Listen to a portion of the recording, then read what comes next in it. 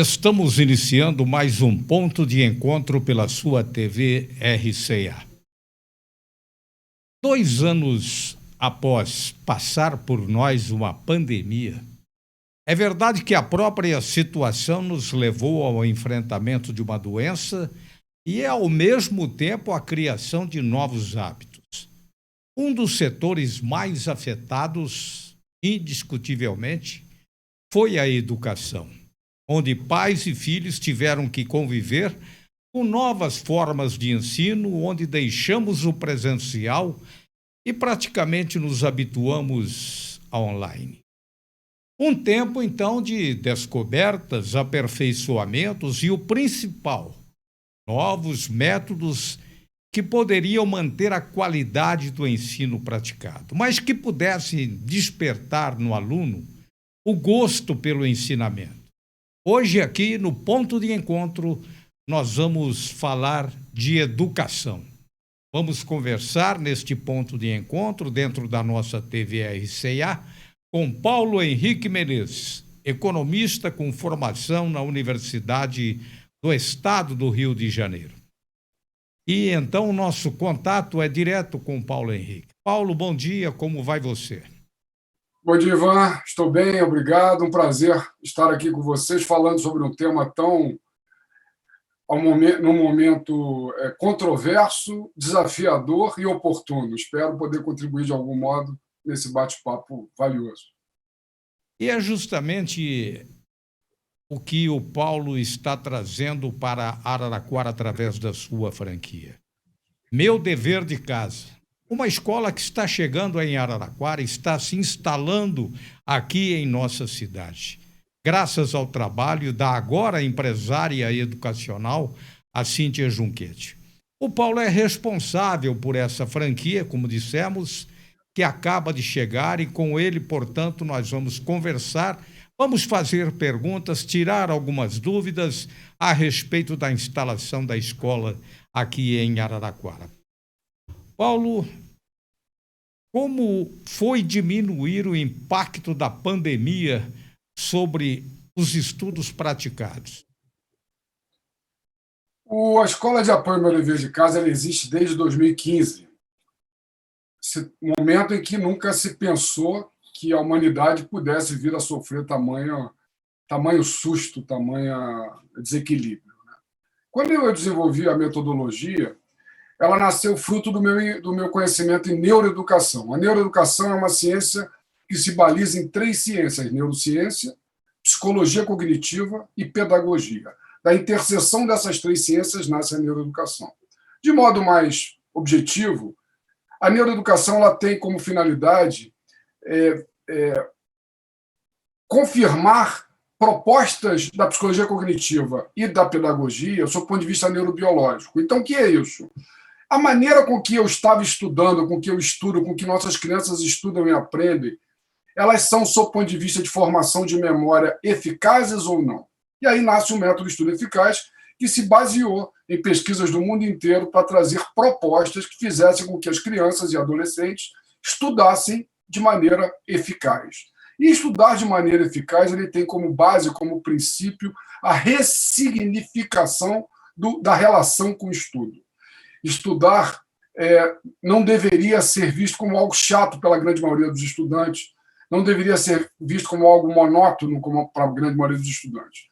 Quando a pandemia aconteceu, o que nós percebemos é que as crianças que já estavam nas nossas unidades e que tinham vivenciado as nossas propostas de técnica de estudo se saíram muito melhores do que as crianças que não tinham vivenciado esse momento com a gente. E por uma razão muito simples.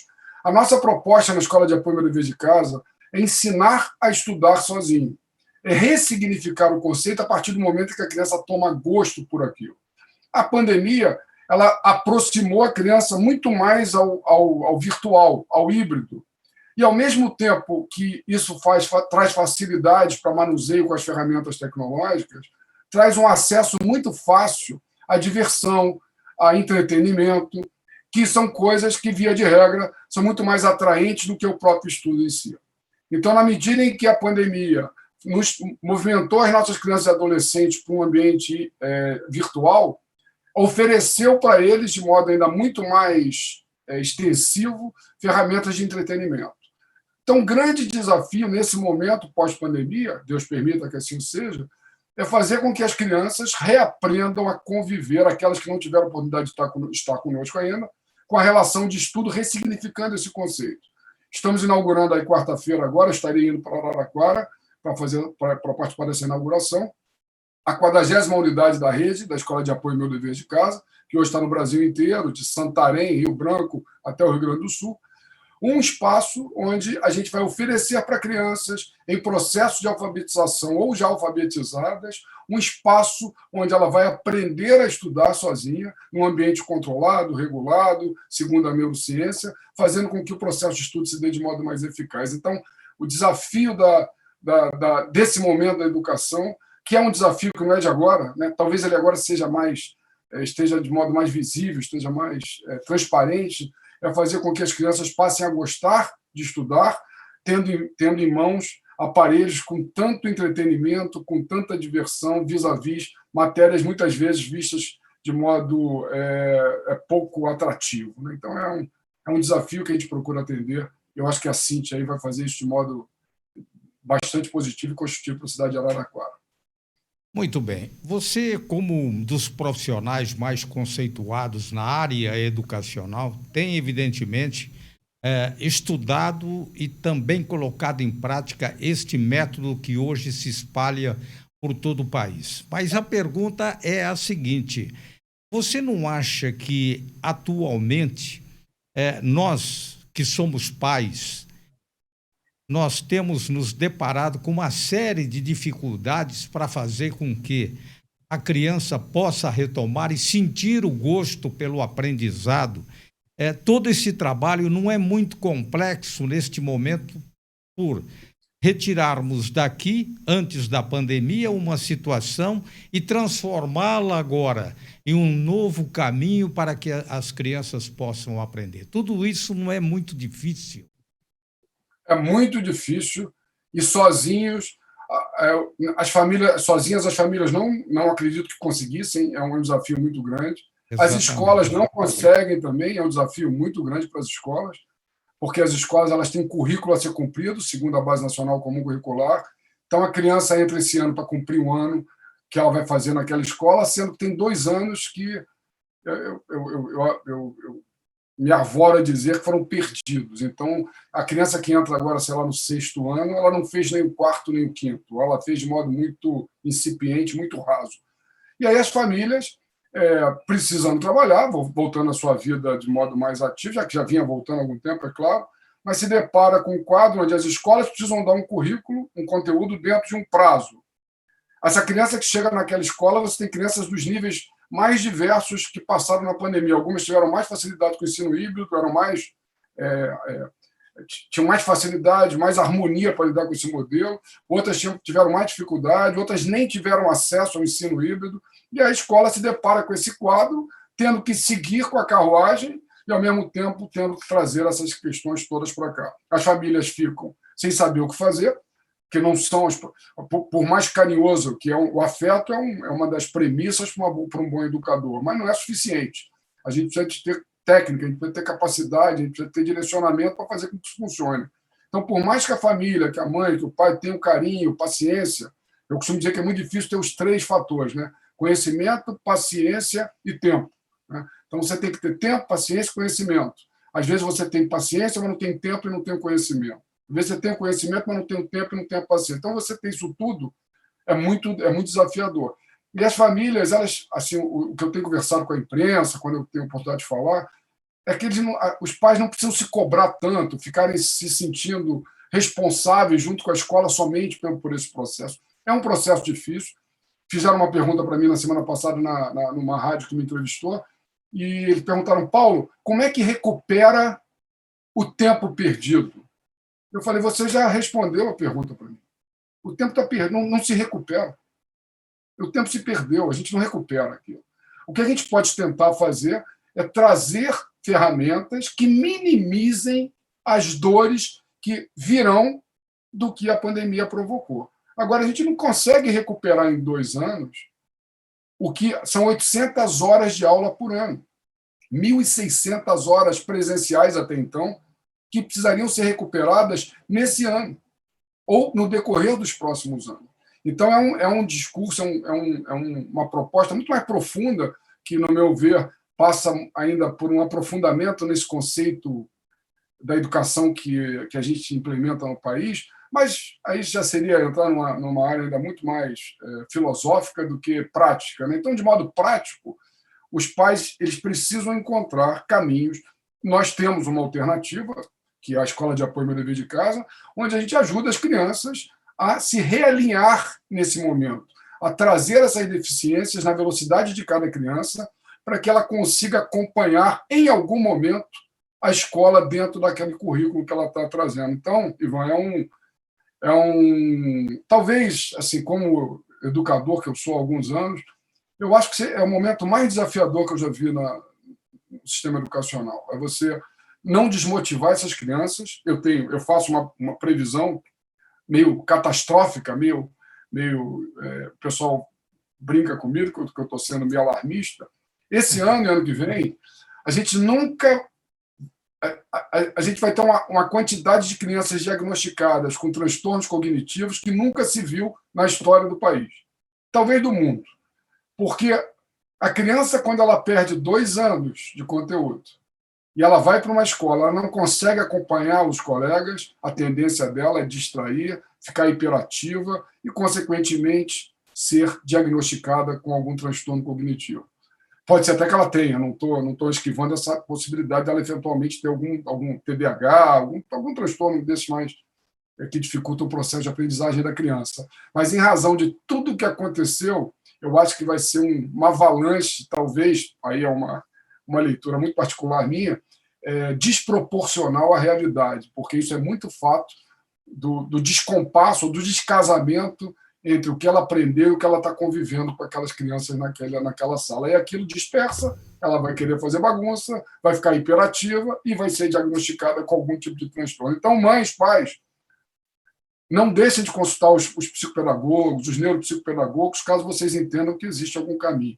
Mas vamos procurar caminhos também que sejam esses, como a Escola de Apoio Meu Dever de Casa, ou como outros espaços que eventualmente tenham propostas similares à nossa, de ajudar a realinhar o que foi desalinhado com o processo da pandemia.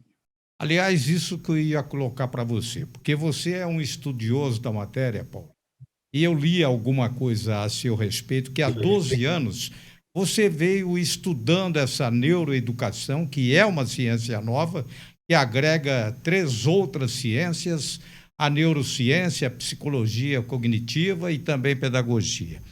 Mas são 12 anos de trabalho centrado em determinada situação. De repente vem a pandemia. O que é que você teve que realizar como processo transformador para se adequar ao projeto iniciado 12 anos atrás, trazendo agora após a pandemia? Boa pergunta, Ivan. Aconteceu um episódio duas coisas foram interessantes nesse processo. A primeira, eu diria, que foi a validação do que a gente vinha fazendo. Na medida em que a gente implementou a metodologia antes do processo da pandemia, a gente teve a oportunidade de acompanhar os resultados que as crianças que cursavam as nossas unidades tiveram no decorrer da pandemia. O impacto nessas crianças foi infinitamente menor do que aquelas dos seus pares que, por razões diversas, não tinham tido a oportunidade de testar o nosso método. Então, isso para nós foi gratificante a gente quando viu que aquilo, olha, a gente ensinou essa criança a estudar, ela sabe fazer um resumo sozinha, ela sabe olhar uma videoaula e assistir uma videoaula e fazer o resumo a partir daquilo. A gente tem algumas técnicas de estudo, uma chama-se LVPR, ler e ver para reter. Então, a gente ensina a criança a assistir uma videoaula. Isso foi feito antes de pandemia, todas essas foram feitas antes da pandemia. Aula eficaz, que é um modelo como assistir uma aula sem perder as principais informações que o professor está passando. Técnica Galileu para estudar matemática, aluno-professor, que ele prepara uma aula para dar para os colegas dele. Então, várias técnicas que nós desenvolvemos na metodologia foram aplicadas por essas crianças que já estudavam nas unidades durante a pandemia e elas saíram-se muito bem, estão saindo muito bem agora no retorno das aulas desde janeiro, fevereiro, quando começaram as aulas. Paralelamente a isso, Durante a pandemia, até a pandemia, a gente não atendia crianças em fase de alfabetização. A metodologia ela foi desenvolvida para crianças já alfabetizadas. Quando veio o advento da pandemia, a gente analisando o mercado, eu falei, olha, eu acho que a gente vai ter um pessoal que vai precisar muito da nossa ajuda, que são essas crianças que ainda não estão alfabetizadas. Essas crianças precisam de trabalhar algumas habilidades, habilidade motora fina, algumas coisas que eu acho que virtualmente eu não sei como é que isso vai ser ofertado. E começamos a desenvolver em julho de 2020, um material, uma proposta para atender crianças em fase de alfabetização. Implementamos em julho do ano passado, ficamos o segundo semestre todo, o primeiro semestre e os primeiros meses desse ano implementando isso que não tinha na metodologia. E o resultado é que hoje a gente tem umas 1.500, 1.600 crianças nas nossas unidades e já em menos de um ano, né, em 8 meses, quase 30% desse número representa crianças em processo de alfabetização com resultados muito promissores. Então, a pandemia nos levou para o apoio à alfabetização e o apoio à alfabetização já foi todo construído visando o retorno presencial. Eu sou muito favorável ainda, seguindo a linha da neurobiologia, do presencial. A educação, no futuro, ela vai ter essa mesclagem do híbrido com o presencial. Mas ainda acredito muito no papel, na caneta, no escrever, no ler, no fazer o resumo sem ficar consultando o Wikipedia, o Google, e sim pegar os livros, que eu sou um aficionado por livros, né? Eu sou igual o Luiz Fernando Veríssimo, hoje eu compro os livros mais pelo prazer de tê-los do que pelo prazer de lê-los, né?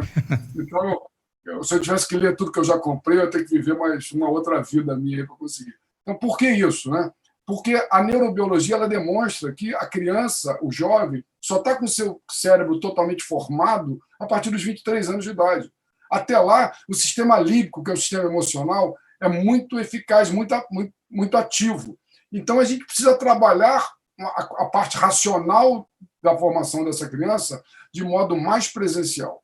Então, a presença na escola... Eu estava numa escola visitando esses dias, aí o pessoal falou, poxa, as crianças estão adorando voltar para a escola. Eu falei, a criança sempre gostou de escola, ela não gosta de estudar, mas de escola ela gosta. Ela gosta de brincar com os colegas, gosta de encontrar os amigos, gosta do recreio, né? Então, o que a gente tem que fazer é que ela passe a gostar de estudar, né? Então, esse é o nosso desafio que a gente vem trabalhando nesses anos aí, desde que eu me contaminei pela educação. Ô Paulo, a escola ela está sendo implantada aqui em Araraquara, repito, que é uma franquia da qual você é responsável, e essa franquia ela está se espalhando por todo o território nacional, e nós consideramos muito salutar a chegada de um estabelecimento com um projeto plenamente satisfatório dentro do âmbito educacional. E você tocou num ponto que acho que é até mesmo interessante, porque é uma escola de apoio. E se fala de escola de apoio, meu dever de casa. É isso que também o araraquarense poderá oferecer aos seus filhos, aos alunos aqui em nossa terra? Exatamente, Ivan. A nossa proposta, por que não reforço? Por que não outro nome senão apoio? Esse ano eu tenho 3 livros publicados. Um eu publiquei durante a pandemia, chama-se Filho Nota 10, e estou publicando esse ano um chamado Mazigogia. A mazigogia é um termo que eu cunhei, que quando você fala em pedagogia significa conduzir crianças. Gogia é conduzir, pedos é criança, condução de crianças. Andragogia, que é outra proposta educacional, é conduzir adultos. Eutagogia é a autocondução, que é o que a gente busca no final do processo, que a criança seja gestora do seu processo de aprendizagem. Só que até isso acontecer, a gente precisa caminhar juntos, conduzir juntos. Aí vem o termo mazigogia. Então, a proposta da Escola de Apoio Meu Dever de Casa é ser um apoio, não um reforço. Eu costumo dizer que eu moro no Rio de Janeiro e eu costumo brincar o seguinte, nós não somos salva-vida, nós somos professores de natação. Então, se você estiver no mar, lá, morrendo afogado, não adianta eu querer te ensinar a nadar naquele momento. É melhor mandar o salva-vidas e te tirar lá do mar. Mas se você quer aprender a nadar para você não se afogar, você precisa de um professor de natação. Então, eu costumo dizer que Quando a criança entra na nossa unidade, a gente ensina ela a nadar, ensina ela a estudar, para que ela não se sinta na necessidade de buscar um professor correndo para ajudar ela naquele tema, porque ela não conseguiu pegar. A gente quer fazer com que aquela criança crie o hábito do estudo no dia a dia dela, e a escola de apoio ao meu dever de casa, através de um ambiente regulado. Só para você ter uma ideia, as unidades da gente, o odor, que é um misto de alecrim e hortelã, a sonorização, que são ondas teta, a luz branca, a arrumação das mesas e a climatização, elas respeitam critérios da neurobiologia que fazem com que o processo de concentração, minimizando os processos dos distratores, seja mais eficaz, desse modo formando memória. Então, quando a criança senta numa unidade nossa, ela está recebendo estímulos que ela não está percebendo, porque o som é muito suave, o perfume é muito suave também, e aquilo está trabalhando de modo a fazer com que aquele processo de aprendizagem dela se dê de modo muito mais eficaz. Então, nós damos um apoio. O apoio como é? A criança vai para lá, e a gente, usando só rapidamente um exemplo que eu costumo brincar quando eu estou numa unidade, aí eu vejo uma criança fazendo um texto, um resumo, e tem uma crase. Aí eu pergunto, ô João, por que você botou essa crase aqui? Aí a criança me pergunta, mas professor, não tem que ter a crase? Eu falei, eu não sei, eu não entendo de crase. Aí a criança me olha assustada, assim, você que botou a crase, você me explica por que você colocou essa crase. Qual é o objetivo disso?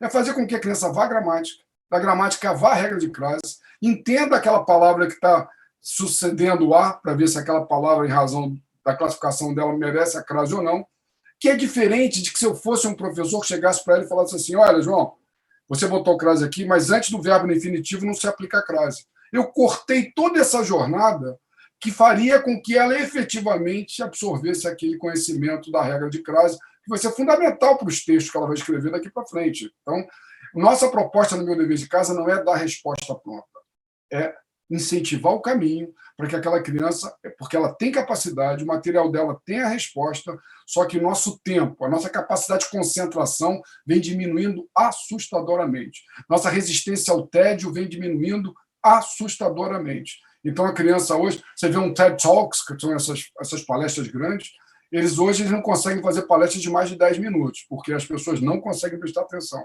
O professor, no sistema híbrido, tem que virar um Luciano Huck, né? Tem que virar um apresentador de palco, porque senão ele perde a criança ali.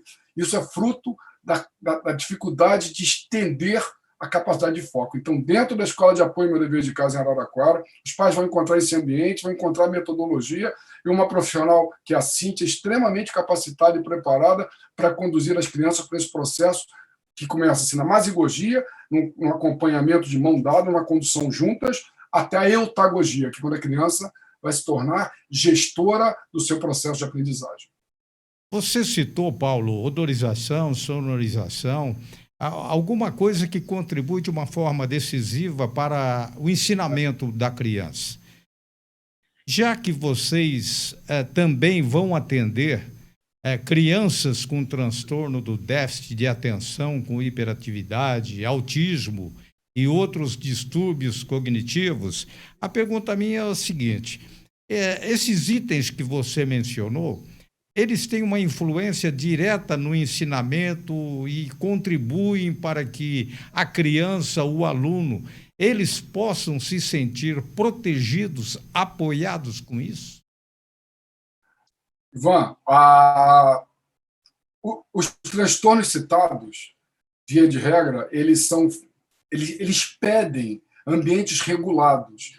As crianças, para elas terem mais concentração, seja com TDAH, seja com TOD, com transtorno opositor desafiador, até com outro transtorno que leve à hiperatividade ou a dificuldade de concentração, quando você oferece para ela um ambiente tranquilo, onde não há estímulos, onde não há situações que fiquem incitando. Eu costumo brincar, eu sou mineiro, da cidade de Araxá, moro no Rio, mas sou mineiro, e eu costumo dizer o seguinte: eu sou um cara que me concentro bem, até o momento em que você faz um pão de queijo ou um café do meu lado. Aí não há concentração que eu mantenha. Eu sinto aquele cheiro de pão de queijo, eu posso estar escrevendo o texto, eu falo, para tudo, agora eu não consigo fazer mais nada. Eu tenho 56 anos de idade, eu tenho capacidade de me controlar. Imagina uma criança que está em casa estudando com a cozinha fazendo comida, com o cachorro latindo do lado dela passando, com a irmã que liga a televisão na sala enquanto ela está estudando, com barulho, com calor ou com frio. Então, essa criança está totalmente suscetível a esses distratores, e se ela conseguir vencer isso tudo, ela é uma heroína, porque eu não consigo. Eu posso fazer coisa que ninguém consegue, é um gênio. E quando você pega uma criança com autismo, por exemplo, autismo aspecto mais suave, o que ela mais quer é processo. As crianças com autismo, elas gostam de sentar, quando elas vão para as nossas unidades, elas sentam na mesma cadeira sempre, elas gostam daquele lugar dela, elas gostam de arrumar as coisas daquela maneira. Então, ali ela encontra a organização que o distúrbio dela otimiza ou amplifica. Então, ali ela encontra um espaço onde ela vai conseguir realizar as tarefas dela com um ambiente totalmente favorável e prazeroso, fazendo com que a criança tenha um desempenho muito bacana. Bom, e o que você diria neste momento que a escola Meu Dever de Casa está chegando aqui a Araraquara? O que você diria para os pais que estão vivendo todo esse momento? Eu acho que a Cíntia, que é a nossa franqueada da cidade, ela estava morando fora do Brasil quando ela conheceu a nossa proposta, se desligou da empresa onde ela estava e voltou para Araraquara já com essa intenção firme de montar a escola. Eu estou dizendo isso porque mostra, primeiro, o envolvimento e a intenção dela nesse projeto. Os pais que agora estão vivendo essa dor, que é uma dor que ela é real, e não, primeiro, pai, ela não é só sua. Eu estive em Santarém há 2 semanas atrás, em Belém, que é bem lá no extremo do país, e as dores são as mesmas. Eu tenho a unidade no Sul, eu não estive lá recentemente, mas converso com o pessoal de lá, as dores são as mesmas. Então, primeiro, não se culpe por estar com essa dor. Segundo, não joguem para as escolas essa responsabilidade excessiva. As escolas não conseguirão, elas não são mágicas, elas não conseguem recuperar isso tudo da maneira que elas gostariam. Somando-se a isso ao fato de que novas matérias foram solicitadas para as escolas incluírem nos seus currículos. Então, a Escola de Apoio Meu Dever de Casa é um espaço onde eu entendo que vocês poderão dar oportunidade para os seus filhos de tanto recuperarem parte desse déficit que foi provocado, como passarem a ressignificar o conceito da educação. Então, levem as suas crianças, conheçam a unidade, façam uma sessão experimental que não tem custo, verifiquem como é o procedimento disso. Reforço, nós não somos milagreiros, a gente não faz... Eu tenho uma unidade aqui no Rio, que é do lado de uma igreja, às vezes o pai ou a mãe chega muito ansiosa e fala, olha, senhora, eu carinhosamente vou lhe sugerir uma coisa, talvez seja melhor a senhora aqui na porta ao lado, porque esse milagre que a senhora quer que eu faça, eu não consigo fazer. Aqui a gente vai criar uma metodologia, um processo, com o tempo, a senhora pode ter certeza que o resultado virá. Agora, nessa velocidade toda, talvez só esse senhor que habita essa casa, que é a minha esquerda. Então, lá no Meu Dever de Casa, ela vai encontrar um espaço que, pela nossa experiência, a gente não começou ontem, eu estudo neuroeducação há muitos anos, as unidades já existem há 7 anos, então, ou seja, é um projeto já vitorioso, que agora está no processo de expansão. Pais de Araraquara, vocês têm agora uma possibilidade muito valiosa de ajudar seus filhos de uma maneira que vocês se surpreenderão com o resultado que vocês virão a ter. Aí, só para finalizar, vamos falar um pouco da Cíntia, porque ela é formada em pedagogia, com especialização em orientação educacional, também é pós-graduada em gestão de pessoas e dinâmica de grupos. Cíntia está terminando a pós em psicopedagogia, agora em agosto. Ela realmente é uma pessoa extraordinária, que tem um poder de gestão muito forte e compreendemos plenamente que alcançará sucesso com a implantação do Meu Dever de Casa aqui em Araraquara. Os pais podem ficar tranquilos, os filhos estarão seguros, e quanto ao ensinamento, quanto aos métodos, isso tudo é de um processo de renovação dentro do ensino brasileiro, para que a criança ela possa se adaptar a esta nova situação que o Paulo é responsável também. Paulo, foi uma alegria muito grande conhecê-lo e trazer aqui, através da sua participação, informações importantes sobre aquilo que está chegando a Araraquara neste momento. fica o microfone, fica a TV RCA à sua disposição para uma saudação à gente de Araraquara. Agradeço o convite, a delicadeza com que você conduziu essa nossa conversa e a percepção da profundidade da nossa proposta. Nós entendemos que todo educador é um grande guerreiro. Educar num país com tantas divergências, com tantas dificuldades, com tantos desafios, é realmente digno, faz com que esses educadores se tornem dignos, como a Cíntia assim o é. Eu brinco sempre, quando as pessoas nos procuram para abrir franquia, sobre resultado financeiro, que eles querem. Olha, a coisa mais rápida para você ter resultado financeiro é montar uma loja de empada. Monta uma loja de empada na beira da rua, bota uma empada cheirosinha, bota um ventilador atrás, que a pessoa vai passar e vai comer empada. Trabalhar com educação é outra coisa, é mais profundo, não desmerecendo a empada, até porque eu adoro empada, digo-se de passagem, mas trabalhar com educação é um desafio. Então, eu agradeço o espaço que a TV RCA está nos proporcionando. Parabenizo mais uma vez a Cíntia pela iniciativa. Eu tenho certeza absoluta. Eu conheço bastante franqueado na nossa rede, já trabalhei com franquia há muitos anos antes de me tornar franqueador, e vejo no perfil da Cíntia uma profissional que vai fazer com que essa unidade de Araraquara seja uma referência na rede. Não só pelo trabalho que ela vai executar, como pelo que os pais irão encontrar e irão repercutir, como sempre acontece nas nossas redes sociais, os comentários, sempre muito positivos. Então, eu agradeço mais uma vez, convido os pais, estarei na inauguração, que se dará na quarta-feira, agora quarta-feira, depois de amanhã, eu vou estar presente, será um prazer conversar com quem entender que queira tirar dúvida comigo. Chegarei aí, vou embora na quinta-feira na parte da manhã, por conta de compromisso que eu tenho no Rio na sexta, mas na quarta-feira estarei à disposição para conversar com pais, diretores de escolas, aqueles que entenderem que uma proximidade a mim possa ser relevante, em que pese a Cíntia ter toda a capacidade de conduzir na minha ausência qualquer pergunta que vocês tenham. Mais uma vez, muito obrigado, Ivan. Espero não ter me estendido demais, é que o tema sempre me motiva, e quando eu encontro o interlocutor que percebe a profundidade, aí se você não me cortar, a gente vai embora da hora batendo papo aqui. Mas foi uma conversa muito agradável e depois de amanhã a gente se encontra. Nós conversamos neste ponto de encontro dentro da nossa TV RCA com Paulo Henrique Menezes, economista com formação na Universidade do Estado do Rio de Janeiro, tem pós-graduação em Filosofia Contemporânea pela PUC, no Rio de Janeiro, é criador do método de estudo eficaz.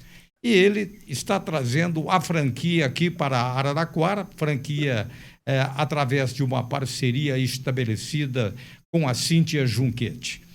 Muito obrigado a todos e até uma próxima oportunidade.